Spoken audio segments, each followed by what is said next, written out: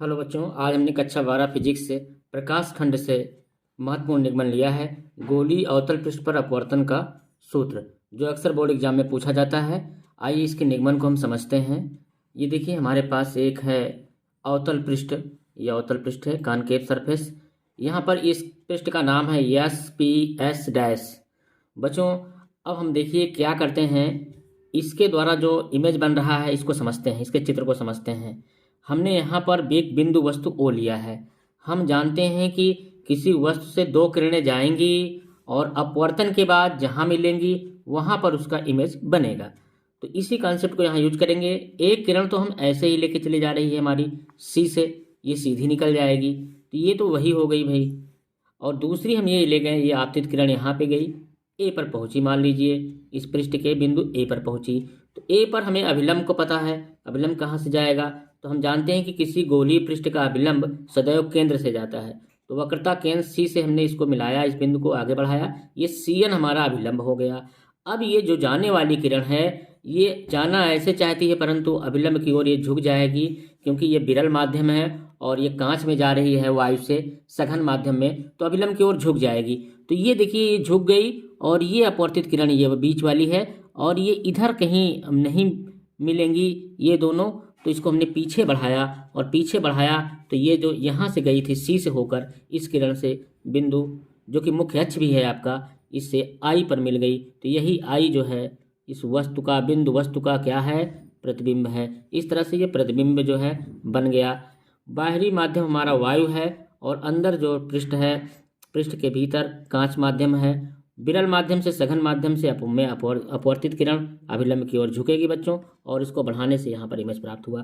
तो उम्मीद है कि आप इमेज को समझ गए होंगे कैसे बनी है।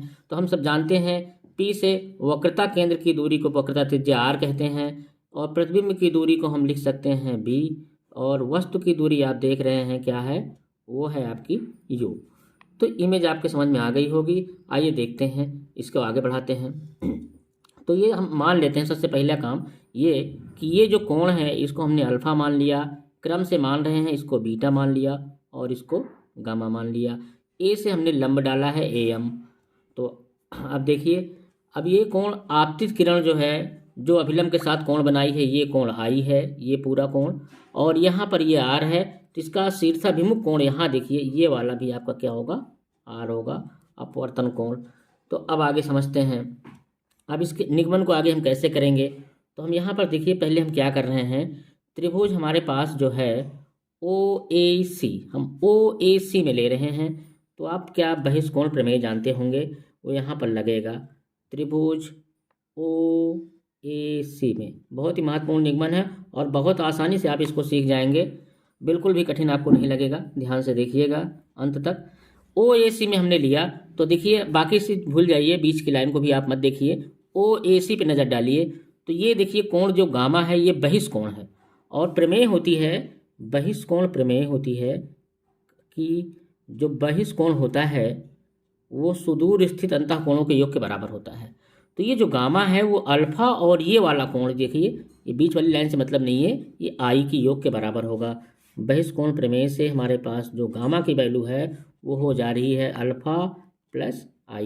यहाँ से अगर I का मान निकालें तो गामा माइनस अल्फा आएगा। इसको हमने इक्वेशन नंबर 1 बना दिया, समझ गए होंगे। इसी तरह से हम त्रिभुज अब की बार ले रहे हैं IAC में।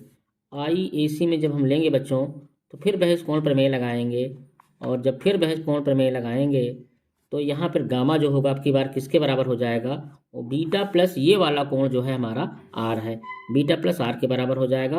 R का मान यहाँ से गामा माइनस बीटा आएगा। इक्वेशन नंबर 2 बनाया। अब हम जानते हैं कि एक माध्यम से दूसरे माध्यम में प्रकाश किरण जा रही है, अपवर्तन हो रहा है, तो स्नेल का नियम हम लगा सकते हैं। स्नेल का नियम क्या होता है बच्चों, ये अपवर्तन का दूसरा नियम ही स्नेल का नियम है। स्नेल के नियम से क्या होता है, ये अपवर्तन का दूसरा नियम होता है sine I upon sine R। आपतन कोण की ज्या बटा अपवर्तन कोण की ज्या जो होता है वो होता है माध्यम 1 के सापेक्ष माध्यम 2 का अपवर्तनांक, यानी कि जिसे हम लिखते हैं 1n2, या हम n2 बटा n1 कह सकते हैं, जिसको हमने n मान लिया कि भाई जो n2 अपॉन n1 है वो क्या है n, यानी कि माध्यम 1 के सापेक्ष माध्यम 2 का अपवर्तनांक हमने n मान लिया। तो हम इसको लिख सकते हैं sine I upon sine R is equal to केवल n, sine I by sine R is equal to n। अब देखिए अगर हम मान लें कि जो पृष्ठ है गोलीय पृष्ठ की वक्रता बहुत कम हो, गोलीय पृष्ठ की वक्रता कम हो, अगर गोलीय पृष्ठ की वक्रता कम हो तो आप sine I is equal to I and sine R is equal to R ले सकते हैं।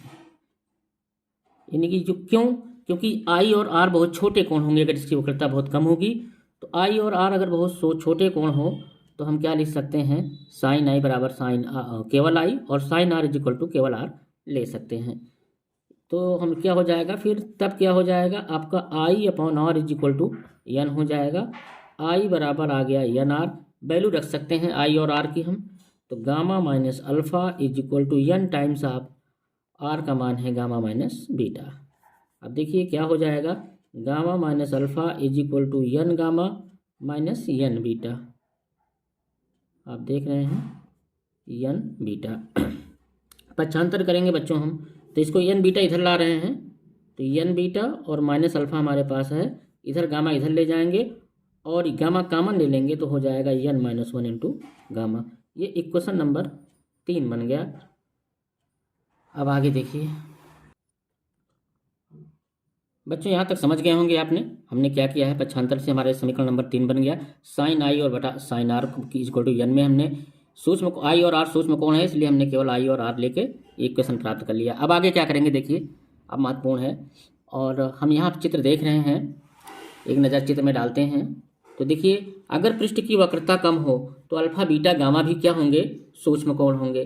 अल्फा बीटा गामा अगर सूक्ष्म कोण होंगे तो देखिए आप ले सकते हैं, हम यहाँ पर हम लिखेंगे यदि पृष्ठ की वक्रता कम हो तो अल्फा बीटा गामा भी सूक्ष्म कोण होंगे,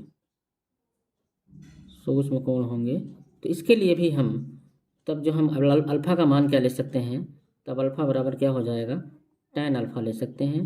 तो tan अल्फा का मान भी हम रखते चल रहे हैं यहाँ पे।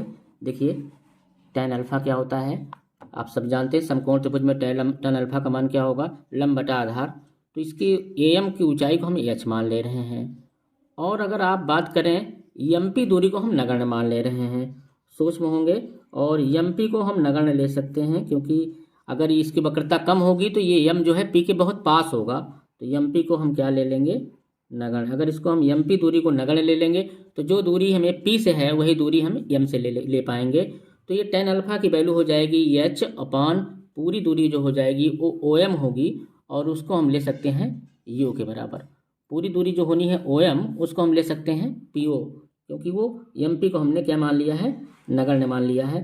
एम पी जब नगण्य रहेगा तो देखो बच्चों फिर आगे क्या होना है, अल्फा बराबर tan अल्फा का मान हो जाएगा एच अपॉन, ये दूरी हमने एम पी को नगण्य माना है चित्र में, तो ये पी ओ के बराबर हो जाएगी वस्तु की दूरी। चूंकि बाईं ओर की दूरियां देखो बच्चों चित्र में फिर से एक बार देखिए, बाईं ओर की दूरी निगेटिव ली जाती है, तो सब ये दूरियां सब बाईं ओर हैं पृष्ठ के, इसलिए माइनस में ली जाएगी। तो चिन्ह सहित यहाँ मान रखेंगे, तो यू की जगह क्या रखना है, माइनस यू रखना है। ये देखिए इसी तरह से बीटा निकालेंगे, बीटा का मान होगा tan बीटा, और ये tan बीटा की वैल्यू हो जाएगी एच अपॉन, या चित्र में देखिए तो v, और ये बाईं ओर है इसलिए माइनस बी, और गामा की वैल्यू हो जाएगी tan गामा।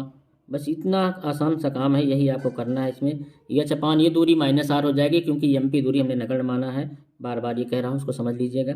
अब अल्फा बीटा गामा के मान आ गए, अब इन मानों को उठा के इक्वेशन नंबर 3 में रख दीजिए, समझो आपका फार्मूला बन गया। तो हमें लिखेंगे इन मानों को समीकरण 3 में रखने पर। अब बच्चों इन मानों को रखना है, तो चलिए रखते हैं भाई।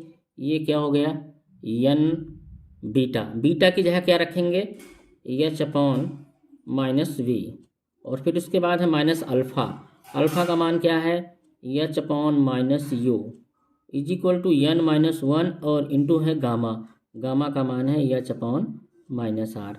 अब इसी को हल करने हैं आगे, तो देखिए हम इसको यहाँ पे साइड में ही कर दे रहे हैं, और ये जगह हमने इसे ऐसे कर्व कर दिया, ये काम इधर ही कर दे रहे हैं और ये जगह इस जगह में हम कर दे रहे हैं। देखो खाली तो करना है, आप कर सकते हैं। हमने क्या किया, इधर माइनस ये माइनस हम सारे माइनस हटा दिए।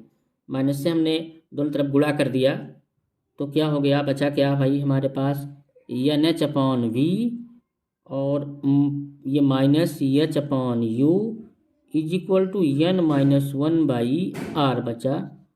और एच भी बचा हुआ है हमारे पास, तो हम यार यस से सब में भाग कर दे रहे हैं तो यह छट गया। पहले हमने माइनस से सब में कर दिया गुणा दोनों तरफ, तो ये सब यहाँ पर प्लस हो गया, ये माइनस प्लस हो गया, ये प्लस हो गया, तो ये बचा। एच से सब में भाग कर दे रहे हैं तो क्या बचेगा, N upon B minus one upon U is equal to N minus one by R. तो इस तरह से बच्चों ये निगमन हो गया। बहुत ही महत्वपूर्ण निगमन है। 5 अंक का बोर्ड एग्जाम में कई बार ये क्वेश्चन पूछा गया है, यूपी बोर्ड सीबीएसई बोर्ड दोनों में। तो इस तरह से महत्वपूर्ण निगमन हो गया। अगर वीडियो पसंद आए तो इसे लाइक करें और हमारे चैनल से जुड़े रहने के लिए चैनल को सब्सक्राइब करें। बोर्ड परीक्षा में अब बहुत कम समय बचा है तो हमारे जो है प्रतिदिन महत्वपूर्ण निगमन आपको मिलेंगे। धन्यवाद।